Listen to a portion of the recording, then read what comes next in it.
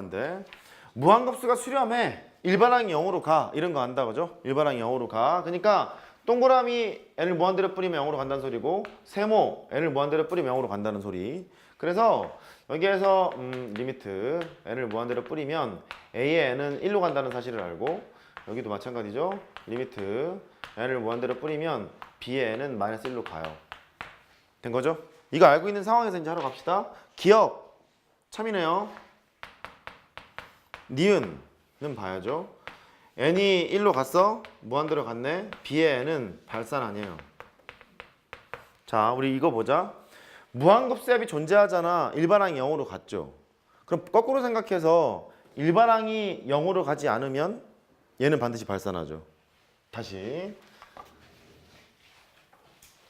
아까 했던 얘기 다시 할게요. 이거는 꼭 나와. 문과라면 수능에도 꼭 나와. A의 n이 수렴했어. 수렴하면 안 써도 돼. 눈으로만 봐. n이 무한대로 갔을 때 A의 n은 0으로 가. 이렇게 얘기했지? 그러니까 원명제가 참이고 대형제도 참일 거니까 리미트 n이 무한대로 갔어. A의 n은 0이 아니래. 0이 아니면 반드시 너는 발산하게 돼. 대형제도 참이니까. 되죠? 그럼 이렇게 보는 거예요. 무한급수 문제가 나왔다. 일반항을 꼬라본다. 일반항이 0으로 가지? 그러면 수렴하는지 발산하는지 몰라. 왜냐면 이게 여가 성립하지 않는다며. 그러니까 일반항이 0으로 간다고 해서 대부분 수렴합니다만 안 되는 게 지금 몇 개 있잖아요. 몇 개 있기 때문에 이렇게 판단하는 거야. 무한급수 문제를 딱 봤는데 일반항을 n을 무한대로 보내봤다. 0으로 갔지? 0으로 가면 수렴 발산 여부를 모르는 거야. 근데 0으로 만약에 안 갔잖아? 반드시 뭐예요? 발산해요. 됐죠? 그럼 봐요. 얘가 수렴합니까 발산합니까 이렇게 물었잖아. 그러면 얘를 무한대로 보내본 거야. 무한대로 보내봤더니 얼마래? 0이 아니지, 그지? 그럼 반드시 뭐해? 발산해. 그러니까 참인 거예요. 됐죠? 오케이. 그렇게 판단하는 거야. 0으로 갔을 때는 뭔지 몰라. 디귿. n이 무한대로 갔을 때 an, bn 수렴한대요.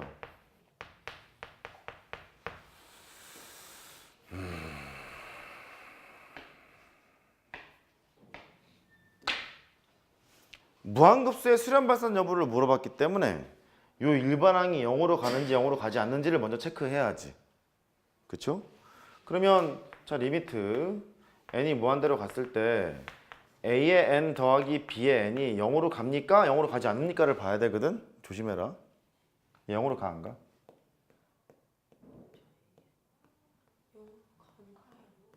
가는 거 같아? 가는 거 같아?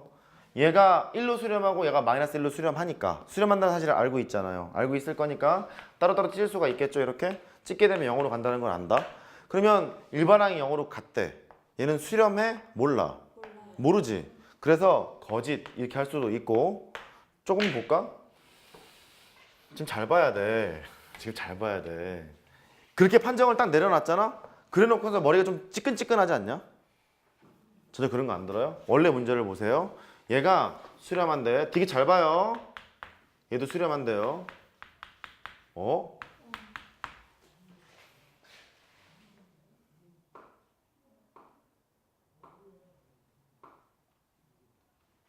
저 친애한 여러분 잠깐만요. 시그마가 있잖아. 1에서부터 무한대까지 합했지. 그러면 주르륵 무한대까지 합하고 주르륵 무한대까지 합했다. 근데 위에 있는 게 수렴하고 아래 있는 게 수렴했댄다. 그러면 합해갖고 가도 수렴하겠죠. 그래서 시그마는 이런 문제를 가지고 있어요. 시그마는 수렴 발산 여부와 관계없이 합차 실수배가 다 되기는 돼요. 좀 볼까요? 위에서 얘 수렴한다 했고 얘 수렴한다고 했지. 그러니까 이 두 개 합하잖아? 두 개를 합하면 일반항끼리 합한 거잖니? 그럼 시그마에다가 n이 1에서부터 무한대까지 갔고 a의 n 빼기 1에다가 더하기 이렇게 쓸 수 있잖아. 항상 그렇잖아. 합해가고 무한대로 보내도 되는 거잖아. 보내도 되는 건데 봤더니 그래? n이 1에서부터 무한대까지 갔지? 그 a의 n에다가 더하기 bn을 한 거거든? 이렇게. 근데 너 수렴하는 놈, 너 수렴하는 놈 합해도 그럼 수렴일 거 아니야. 이렇게. 그러니까 이렇게 하면 큰일 난다고. 참이라고. 돼요? 그러니까 얘를 위에 거를 생각하지 못하고 너만 딱 보고 일로 가는 순간 망할 수 있다고. 처음에 그랬잖아. 일반항이 0으로 간다면 수렴할 수도 있고 발산할 수도 있다. 그렇게 얘기했던 거잖아요. 그죠? 뭔지 모른다. 뭔지 모르는데 이 경우라면 수렴한다는 소리야. 됐죠? 왜냐면 둘 다 수렴하니까. 합하게 된 게 얘인데 수렴한 것끼리 합했으니까 수렴하겠죠. 뭐. 그렇죠? 그렇게 판단하시면 돼요. 조심해요. 그 다음에 14번.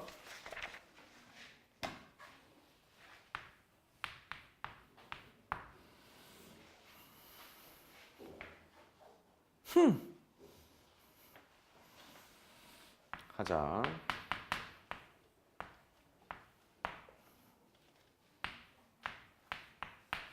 내신 준비하면서 많이 봤죠, 이 유형.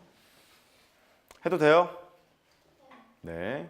어떤 수열의 일반항이 이렇게 되어 있대. 얘는 합할 생각이 아니라 곱할 생각인데 얘가 n제곱분의 n-1이라고 쓰고 인수분해 했어요. n 더하기 1이라고 썼어. 이렇게. 얘는 합할 생각이 아니야.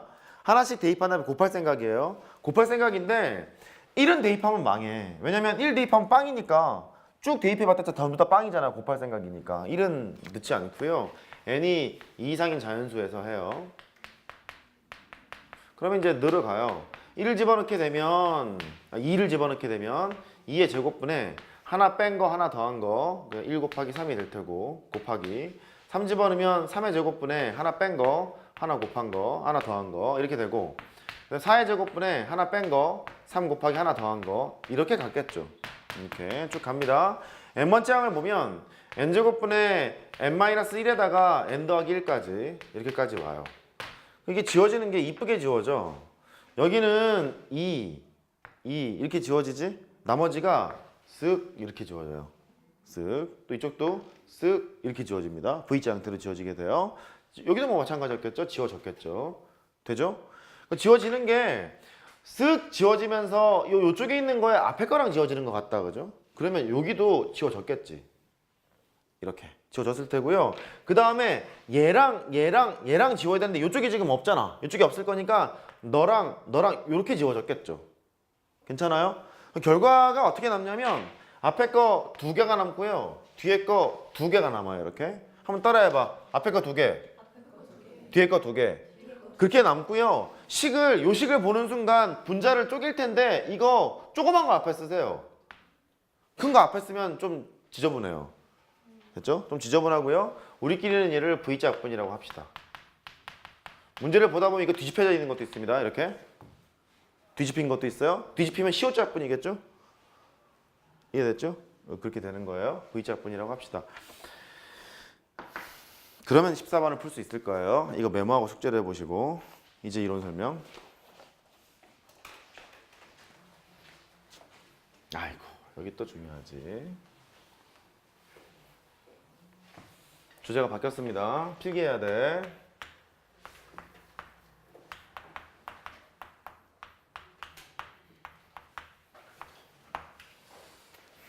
무한 등비급수. 옛날 수능 형태 그 문이과 공통과정으로 이게 들어갔던 시절에서는 항상 4점짜리로 도형 문제가 등장했었어요. 한두 번 빼고. 지금은 이과는 필요 없고 내신만 준비하면 되고 문과는 또 나올 확률이 높기 때문에 잘 봐야죠. 뭐 별거 아니에요. 얘가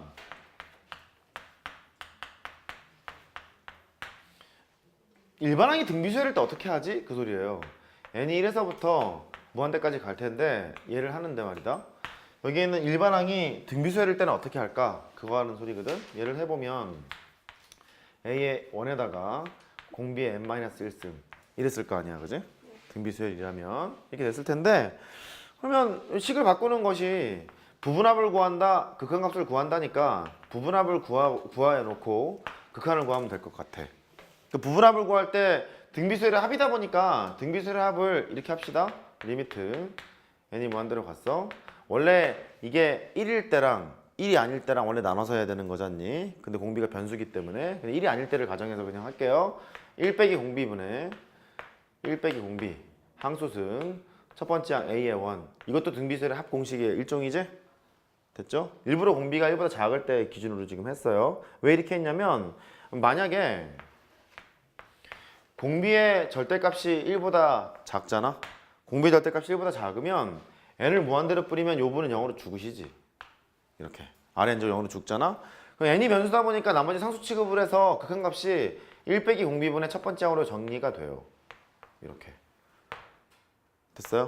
그래서 일반항이 등비수열일 때는요 무한급수가 좀 편리하게 계산이 될 수 있어요. 가정은 공비 절대값이 뭐보다 작을 때? 1보다 작을 때. 이러면 1 빼기 공비분의 첫 번째 항이야. 1 빼기 공비분의 첫 번째 항. 한번 읽어봐. 1 빼기 공비분의 첫 번째 항. 공비 절대값이 1보다 작을 때는 저렇게 될 거다. 얘 한번 들어보죠. 제가 수열의 첫 시간에 제논의 역설인가 한번 했었죠. 아킬레스랑 거북이가 뛰는데 반 가고 반 가고 반 가고 결국 못 따라잡아 이거 있잖아. 걔를 보면 1 더하기 2분의 1 반은 가고 이거부터 해야 되나요? 반은 가고 그다음 또 반은 가고 두 개 사이의 거리에 또 반은 가고 이런 식으로 합할 거란 말이야. 그러면 등비수열의 합인데 무한대까지 합하는 거니까 무한 등비급수죠. 공비는 2분의 1이었죠. 공비 절대값이 1보다 작죠. 수렴하겠죠. 그때 수렴값이 뭐라고? 1 빼기 공비분의 첫 번째 항 2분의 1 이렇게 되는 거지? 계산해보면 얼마 나와요? 1 나와요. 이게 무슨 소리냐면 아킬레스랑 거북이랑 뛰는데 거북이가 있고 아킬레스가 있어요. 이 두 개 사이의 거리가 원래 1이었다고 쳐보는 거예요. 1이었다고 쳐보면 출발했어요. 그러면 이 따라잡으려면 두 개 사이의 거리에 반은 가야 되고 또 두 개 사이의 거리에 반은 가야 되고 두 개 사이의 거리에 반은 가야 되고 그 스토리를 지금 식으로 쓴 것뿐이야. 괜찮아? 그렇게 되다 보면 결국 극한